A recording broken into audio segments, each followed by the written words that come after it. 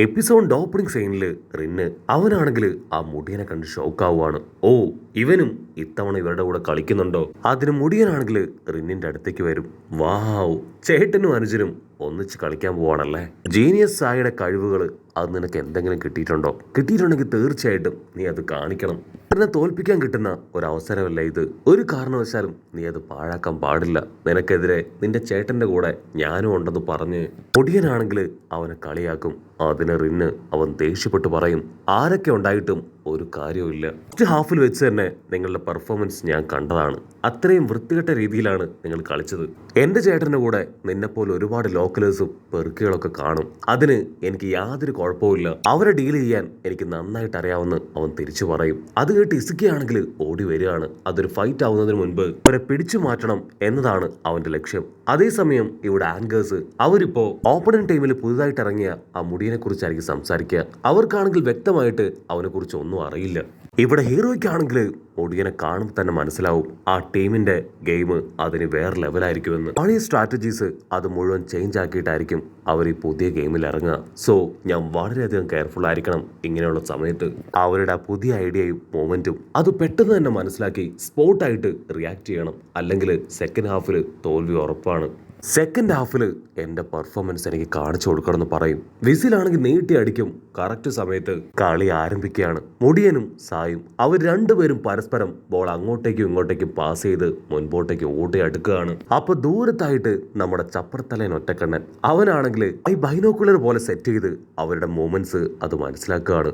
ചപ്പർത്തലനാണെങ്കിൽ ഇപ്പൊ അവനെ ബ്ലോക്ക് ചെയ്യാൻ മുൻപോട്ട് ഓടി അടുക്കും. അവന്റെ കൂടെ ബ്ലൂ ലോക്കിലെ മെമ്പേഴ്സും ഇപ്പൊ അവന് മുൻപിലേക്ക് ഓടി വരികയാണ്. പക്ഷെ മുടിയൻ അവനാണെങ്കിൽ T20യുടെ ഫോർമേഷൻ അതെല്ലാം ലംഘിച്ച് അവൻ്റെതായ രീതിയിൽ തോന്നുന്ന പോലെ ഗെയിം കളിക്കുകയാണ്.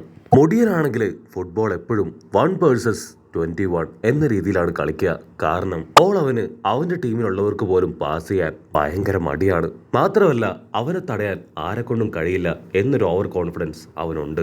ചിഗിരി പറയും, ഉറപ്പായാലും എനിക്ക് അവനെ തടയാൻ കഴിയും, ഞാൻ അവനെ ബ്ലോക്ക് ചെയ്ത് ബോൾ സ്വന്തമാക്കുമെന്ന് പറഞ്ഞ് അവന്റെ മുൻപിലേക്ക് ഇപ്പൊ ചാടി ഓടി വന്ന് നിൽക്കും. അവൻ ആ ബോൾ ആണെങ്കിൽ ഇപ്പോ ഷോട്ടോയ്ക്ക് പാസ് ചെയ്യാണ്. ഇവിടെ നമ്മുടെ ആൾക്കാർക്കും പിടികിട്ടും.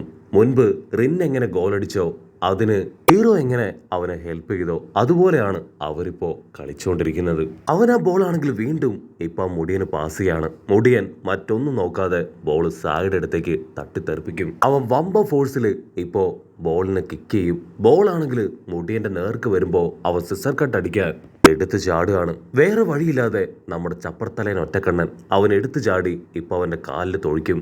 അതൊരു വലിയ ഫൗൾ ആയതുകൊണ്ട് തന്നെ ഇപ്പൊ അവന് യെല്ലോ കാർഡ് കിട്ടുകയാണ്.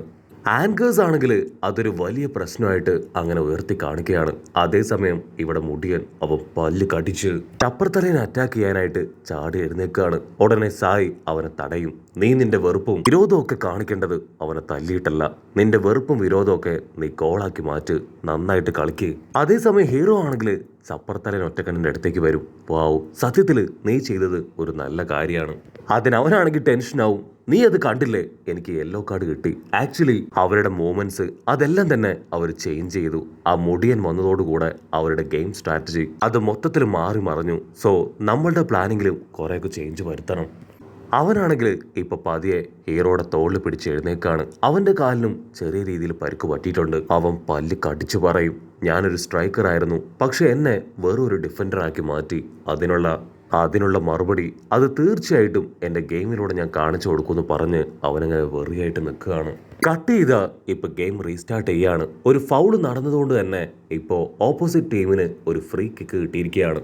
അവർ ആ ബോൾ മുൻപിൽ വെച്ച് സായും മുടിയനും അവർ രണ്ടുപേരും പരസ്പരം തർക്കിക്കും. നീ അടിക്കണോ അതോ ഞാൻ അടിക്കണോ എന്നൊക്കെ പറഞ്ഞ് ഒടുവിൽ മുടിയനാണെങ്കിൽ തീർത്ത് പറയും, ഞാനാണ് ഇങ്ങനെ ഒരു ഓപ്പർച്യൂണിറ്റി ഉണ്ടാക്കിയത്, സോ ഈ കിക്ക് അതെന്റെ ചാൻസ് ആണ്.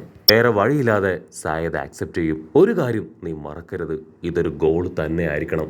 എല്ലാവരും ഈ ഗോള് കണ്ട് ഞെട്ടണം. നമ്മുടെ ടീമിന്റെ പവർ അത് നീ വന്നതോടുകൂടെ ചേഞ്ച് ആയെന്ന് ഇവിടെയുള്ള എല്ലാവർക്കും മനസ്സിലാകണം. അടുത്ത നിമിഷം മുടിയൻ അവൻ ആ ബോള് മറ്റൊരു ഭാഗത്തേക്ക് അങ്ങനെ ചവിട്ടി തെറിപ്പിക്കും. അതിനുശേഷം ആ ബോളിനെ ലക്ഷ്യമാക്കി ഓടുകയാണ്. ചിഗിരി ചാടി വന്ന് ആ ബോളിനെ അവന്റെ തല വെച്ച് കിക്ക് ചെയ്യാൻ നോക്കും. പക്ഷെ ജസ്റ്റ് മിസ്സിന് അവൻ ആ ബോൾ മിസ്സാവും. പക്ഷെ അടുത്ത നിമിഷം മുടിയൻ അവന്റെ കാല് വെച്ച് കിക്ക് ചെയ്ത് അതൊരു ഗോളാക്കി മാറ്റുകയാണ്. ഹൂ വാവ് എന്നൊക്കെ പറഞ്ഞ് ഇപ്പൊ ജനങ്ങളാണെങ്കിൽ ചാടി എഴുന്നേറ്റ് കരഘോഷം മുഴക്കാണ്. മുടിയനെ എല്ലാവർക്കും ഇഷ്ടപ്പെട്ടു. അവന്റെ പെർഫോമൻസ് അത് സൂപ്പർ ആണെന്നൊക്കെ പറഞ്ഞ് അവര് കൈയടിക്കും. ഹീറോയ്ക്കാണെങ്കിൽ എന്താ പറയണ്ടെന്ന് അറിയില്ല. ഹീറോ ആ മുടിയന്റെ സ്പീഡ് കാൽക്കുലേറ്റ് ചെയ്ത് അവന്റെ പിന്നാലെ പോയതാണ്. പക്ഷെ ആ മുടിയനാണെങ്കിൽ ഹീറോയുടെ സ്പീഡ് അത് കറക്റ്റായിട്ട് തിരിച്ചറിഞ്ഞ് അവന്റെ ബോളിന്റെ സ്പീഡ് ഇരട്ടിയാക്കി. ചിഗിരിക്ക് ഹെഡ് ചെയ്യാൻ കഴിയില്ല എന്ന് ഉറപ്പ് വരുത്തുന്ന രീതിയിലായിരുന്നു അവൻ ആ ബോൾ അടിച്ചത്. അതിനുശേഷം അവൻ സ്പീഡിൽ ഓടി വന്ന് അതൊരു ഗോളാക്കി മാറ്റി. സത്യത്തില് അവന്റെ സൂപ്പർവിഷൻ അത് അടിപൊളിയാണ്. അവൻ സത്യത്തില് ഒരു സൂപ്പർ ഹ്യൂമൻ ആണ്. കാരണം അവന്റെ ഫിസിക്കും ബ്രെയിനും ടാലന്റും എല്ലാം പെർഫെക്റ്റ് ആണ്. അവനെ പോലെ എനിക്കും ഒരു പെർഫെക്റ്റ് ആയി മാറാൻ കഴിഞ്ഞാൽ മാത്രമേ എന്നെ കൊണ്ടും ഗോളടിക്കാനായിട്ടാവൂ. ഇവിടെ മുടിയനും സായും അവർ പരസ്പരം ചിരിച്ച് ഇനി നമുക്ക് ഹാട്രിക് അടിക്കാന്ന് പറഞ്ഞ് നടന്നു പോവാണ്. ആണെങ്കിൽ ബ്ലൂ ലോക്ക് ടീമിനെ നോക്കും. അതില് ചോപ്പം മുടിയൻ ചിഗിരിക്ക് അവനിപ്പോ നല്ല രീതിയിൽ പരുക്ക് പറ്റിയിട്ടുണ്ട്. ഇതൊരു ഭാഗത്ത് ചപ്പർത്തലയൻ ഒറ്റക്കണ്ണൻ അവന്റെ കാലിനും പരുക്ക് പറ്റി അവനും വേദനിച്ചിരിക്കുകയാണ്. ഒപ്പടൻ ടീമില് ആ മുടിയൻ അവൻ വന്നപ്പോ അവരുടെ ടീമിന്റെ തലവര അത് മാറി. പുതിയൊരു സ്ട്രാറ്റജി അവർ ക്രിയേറ്റ് ചെയ്ത് സെക്കൻഡുകൾ കൊണ്ട് ഒരു ഗോൾ അടിച്ചു.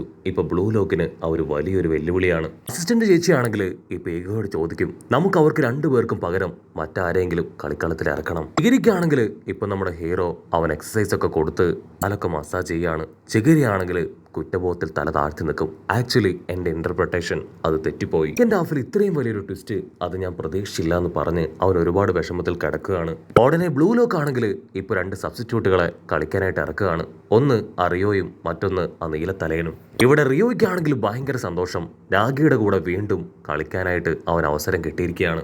നമ്മൾ അടിച്ചത് ഒരു ഗോളല്ലേ, ഇനി ഗോളിന്റെ പെരുമഴയായിരിക്കും എന്ന് പറഞ്ഞ് അവൻ കളിക്കാൻ റെഡിയാവും. അതേസമയം ചോപ്പൻ തലയൻ ചിഗിരി അവൻ ഒരുപാട് വിഷമത്തിൽ പൊട്ടിക്കരഞ്ഞ് ഈഗോയുടെ അടുത്തേക്ക് വരികയാണ്. അതിന് ഈഗോ ആണെങ്കിൽ ദേഷ്യപ്പെട്ട് പറയും, ഒരു മണ്ടനെ പോലെ കരയാനല്ല ഇതൊന്നും സംഭവിച്ചത്.